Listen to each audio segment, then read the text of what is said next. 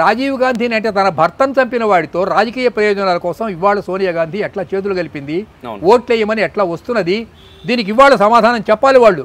They can't escape. Is it not a treachery? ఈ దేశద్రోహం కిందికి రాదా? She's a practising Christian. Sonia Gandhi is a practicing Christian.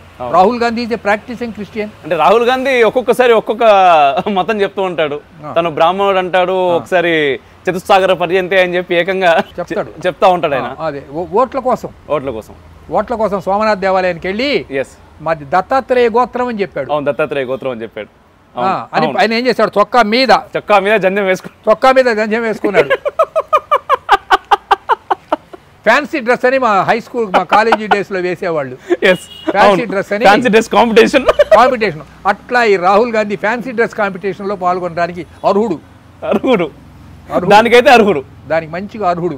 Okay. But he's a practising Christian. He's a converted Christian. He's a Roman Catholic Christian. Okay. అతని భార్య సరే, అది వేరే ఇంకో చాప్టర్ అనుకోండి, దాని గురించి నేను ఎక్కువ డిస్కస్ చేయను. ఆయనకి భార్య ఉంది అని కొందరు అంటారు. రాహుల్ గాంధీకి భార్య ఉంది, కానీ అది విదేశాల్లో ఎక్కడో ఉంది అని అంటారు. మనకి తెలియని విషయాల గురించి మనం ఎక్కువ డిస్కస్ చేయకూడదు కదా. అవును. పోనీ అతను బ్యాచులర్ అని అనుకుందాం. మరి అతని బావమరిది ప్రియాంక వాద్రా, రాబర్ట్ వాద్రా, వీళ్ళందరూ ప్రాక్టీసింగ్ క్రిస్టియన్స్ కదా. మరి వీళ్ళ శిష్యులందరూ కూడా క్రిస్టియన్సే. ఎవరు? మార్గరెట్ ఆల్వా, జీవరాజ్ ఆల్వా, మరి ఆస్కార్ ఫెర్నాండిస్, తర్వాత ఇంకా మణిశంకర అయ్యర్, వీళ్ళంతా Christians. P Chidambaram, Karti Chidambaram, all are Christians. Okay. So for all practical purposes Congress is a party of Christians. Okay. Whether you accept it or not, it's a party of Christians. Okay. They are nothing to do with Hinduism. అలాంటప్పుడు జంజం వేసుకున్నంత మాత్రాన అతను ఇది అయిపోతాడా, బ్రాహ్మడు అయిపోతాడా? అంటే వాళ్ళ పూర్వీకులు కాశ్మీర్ పండితులు, బ్రాహ్మణులు. అదే ఇప్పుడు కాశ్మీర్ ఇష్యూ వచ్చినప్పుడు అదే చెప్తాడు కదా, నేను కాశ్మీర్ పండిట్నే అని మాట్లాడతాడు. వాళ్ళు కాశ్మీర్ పండిట్లే పూర్వులు, కానీ వాళ్ళలో ఎక్కడ బ్రాహ్మణత్వం లేదు. ఎందుకంటే మోతీలాల్ నెహ్రూ అన్నాడు, ఇండియాలో హిందువుగా పుట్టడం కంటే గాడిదగా పుట్టడం మంచిది అన్నాడు. Okay. This is Motilal Nehru statement. ఎందుకు ఆ స్టేట్మెంట్ ఎందుకు వచ్చిందంటారు? ఎందుకో ఆయనకి హిందూయిజం అంటే అంత తెక్కబుట్ట కొట్టింది. ఓకే.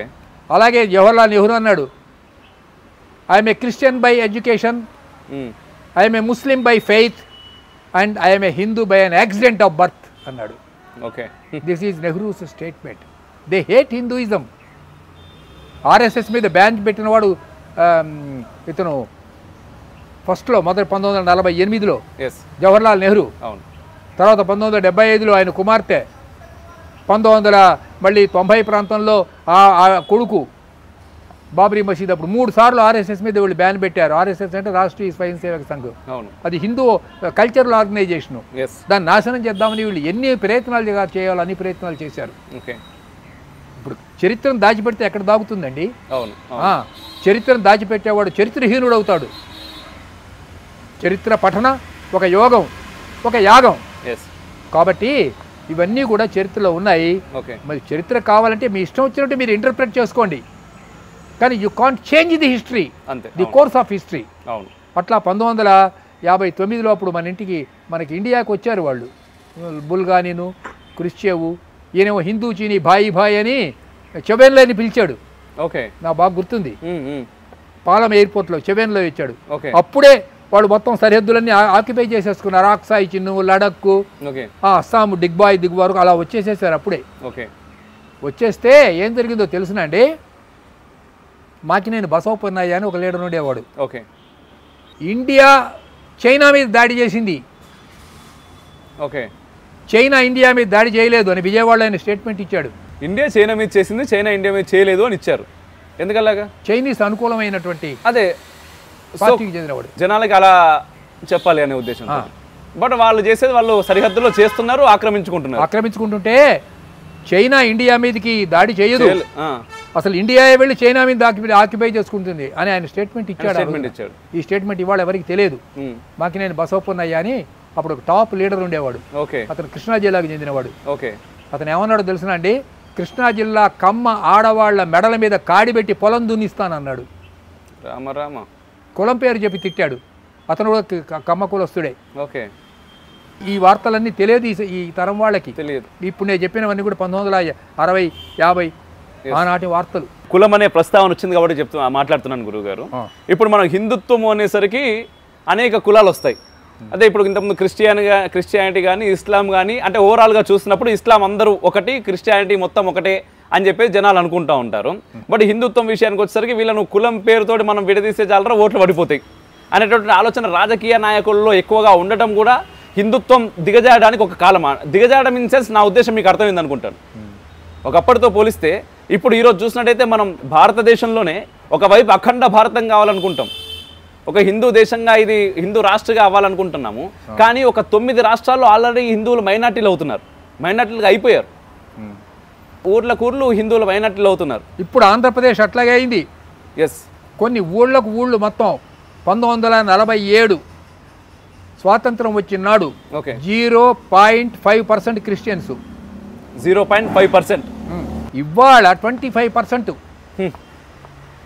ఈ మతం మార్పిళ్లకు వ్యతిరేకంగా ప్రచారం మొదలు పెట్టేసరికి నా మీద వాళ్ళు తిరగబడ్డారు. ఏ ఇయర్లో మీరు అలా మొదలు పెట్టారు? నేను కొంతకాలం నుంచి మొదలు పెడుతున్నా. ఓకే, కొంతకాలం నుంచి మెల్లిగా ప్రచారం చేస్తూ వచ్చా. అవును, బాగా చదువుకున్నా, బైబిల్ చదువుకున్నా. అదే మీరు బైబిల్ చదివారు అని నేను విన్నాను చాలాసార్లు, మీ ఇంటర్వ్యూలో కూడా నేను చూశాను. అండ్ అందరూ మాట్లాడే మాటలు ఏంటంటే ఇప్పుడు ఎవడైతే ఏందిరాబోయ్ దేవుడు, వాళ్ళ దేవుడు మీ దేవుడు నచ్చలేదు, వాళ్ళ దేవుడి దగ్గరకు పోతాడు, మొక్కుతారు, మీకు పోయిందే ఉన్నది, మీకు నచ్చిందే ఉన్నది అని చెప్పి చాలామంది మాట్లాడుతూ ఉంటారు బయట. బట్ ఒక్కసారి హిందుత్వం తగ్గడం ద్వారా అంటే ఈ దేశంలో భారతదేశంలో ముఖ్యంగా హిందువులు తగ్గిపోయి మిగిలినటువంటి మతాలు మెజార్టీకి రావడం ద్వారా జరిగే నష్టం మీరేమైనా చెప్పగలుగుతారా ఒకసారి? నిన్నటి వరకు విజయవాడలో కోట్లింగం అనే ఆయన కొడుకు విజయవాడ కనకదుర్గ దేవాలయానికి వెళ్ళి దర్శనం చేసుకొని కృష్ణానదిలో స్నానం చేసేవాడు. ఓకే, ఆ రంగయ్య మతం మార్చుకోగానే రాబర్ట్ అయిపోయినాడు. వెంటనే ఏమంటున్నాడు తెలుసునండి, ఆ కనకదుర్గ దేవాలయంలో దయ్యాలు ఉంటాయి, కనకదుర్గ దేవాలయానికి వెళ్ళకండి, కృష్ణానదిలో స్నానం చేస్తే పాపం వస్తుంది, పుష్కరాలకు స్నానం చేయొద్దు, మీ చర్మ వ్యాధులు వస్తాయి పుష్కరాలకు స్నానం చేస్తే అని ప్రచారం చేస్తున్నాడు. అంటే మతం మారితే అతని నేషనాలిటీ మారిపోతున్నది, అతని విశ్వాసాలు మారిపోతున్నాయి. తాను ఈ దేశ పౌరుడు అని అనుకోవటంలే, తాను జోర్డాన్ నదిలో స్నానం చేసినట్టు భావిస్తున్నాడు.